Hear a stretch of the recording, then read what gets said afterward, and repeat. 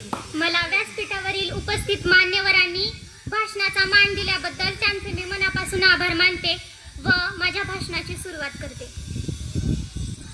सूर्याप्रमाणे तेज दिसणारे व्यासपीठ, चंद्राप्रमाणे शीतल छाया देणारे परीक्षक व चांदण्यांप्रमाणे चमकणाऱ्या माझ्या देश बांधवांनो, सर्वांना माझा नमस्कार. माझे नाव साक्षी श्रावण कसबे.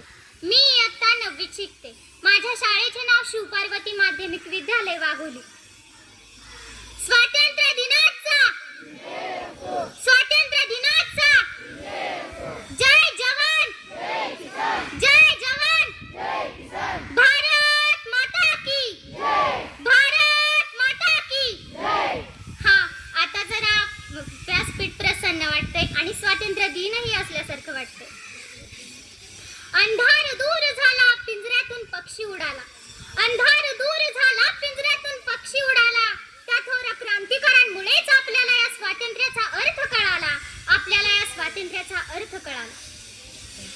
आजादी का प्रतीक है 15 अगस्त, राष्ट्रीय पर्व है 15 अगस्त, स्वतंत्रता सैनिकों का बलिदान है 15 अगस्त, देश की शान है 15 अगस्त. लगभग समय जितना ही प्राचीन, सूर्य जितना ही तेजस्वी, आकाश जितना ही विशाल, वैसे ही हमारे भारत देश का इतिहास, हमारे भारत देश का इतिहास.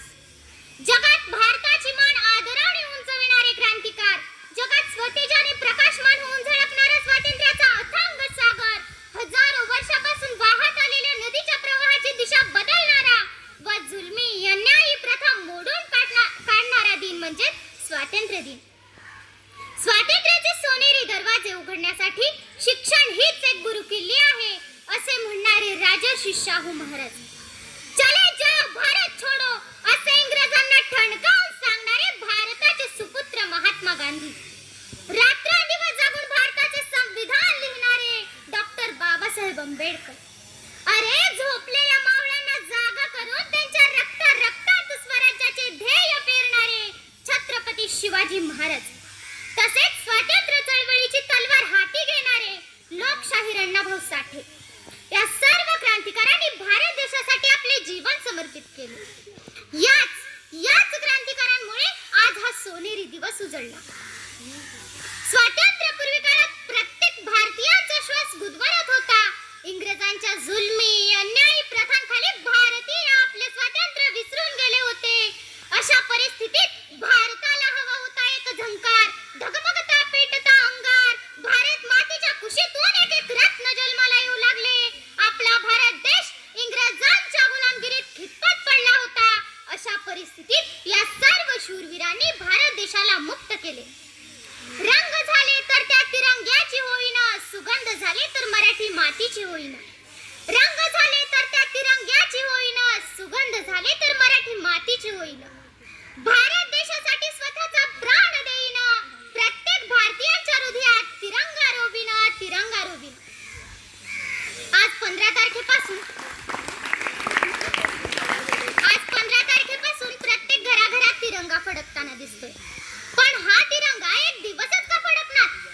खरं तर हा तिरंगा प्रत्येकाच्या मनात आयुष्यभर फडकला पाहिजे. म्हणूनच आज स्वतःच्या मनाला प्रश्न विचारा की या 15 तारखेच्या नंतर किती जणांच्या मनातील देशप्रेमाची भावना जागृत राहील. पण स्वातंत्र्य दिना दिवशीच का हो आपल्या देशातील युवा पिढी मोबाईल मध्ये देशभक्तीचे गाणे लावून स्टेटस ठेवते. अहो, पण मला हा प्रश्न पडतोय की आजच का या देशातील युवा पिढी देशभक्त असल्याचे दाखवते? समाजात जगत असताना, समाजात वावरत असताना आपण जर देशाला उपयोगी पडेल, देशाचा विकास होईल असे कार्य केले तर त्याला खरे देशभक्त किंवा देशप्रेमी म्हणता येईल. स्वातंत्र्यता म्हटलं की पहिली आठवण होते ती म्हणजे 15 ऑगस्ट 1947 आणि 26 जानेवारी 1630. आठवण होते त्या प्राण गमावणाऱ्या शूरवीरांची. आठवण होते या मायभूमीसाठी प्राणपणास लावणाऱ्या त्या क्रांतिकारांची. आठवण होते स्वातंत्र्य मिळवून देणाऱ्या त्या महापुरुषांची. पण आज हाच प्रश्न सतावतोय की खरंच माझा भारत देश, माझा प्राणाहूनही प्रिय असणारा भारत देश आज स्वतंत्र आहे का? कारण पूर्वी जो अन्याय अत्याचार त्या काळी व्हायचा ना, तोच अन्याय अत्याचार आज स्वतंत्र भारतात